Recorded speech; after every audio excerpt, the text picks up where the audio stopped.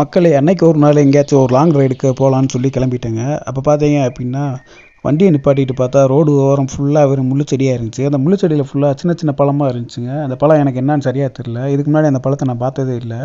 So அன்னைக்கு தான் பார்த்தேன். பார்த்தா சிவப்பாக இருந்துச்சு. ஒரு அண்ணன் ரோட்டில் போய்கிட்டு இருந்தார். ஆனால் இது என்ன பழம்னு கேட்டேன். சாப்பிட்ற பழம் தான் தம்பி, பிடுங்கி சாப்பிடுங்க, நல்லா இருக்கும் தம்பி அப்படின்னாரு. நானும் பிடுங்கி சாப்பிட்டேன். பார்த்தா லைட்டாக புளிப்பாகவும் ஒரு ஒரு பழம் வந்து இனிப்பாகவும் இருந்துச்சு. ஸோ இது என்ன பழம்னு எனக்கு சரியாக தெரில.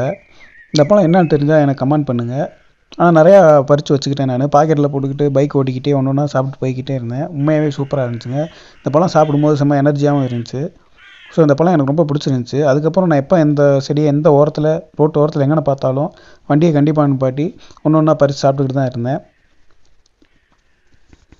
இந்த பழத்தோட பேர் தெரியும் அப்படின்னா ஒரு கமெண்ட் பண்ணிடுங்க. இந்த பழம் நீங்கள் சாப்பிட்ருந்தீங்க அப்படின்னா ஒரு லைக் பண்ணி இந்த வீடியோவை ஷேர் பண்ணிடுங்க.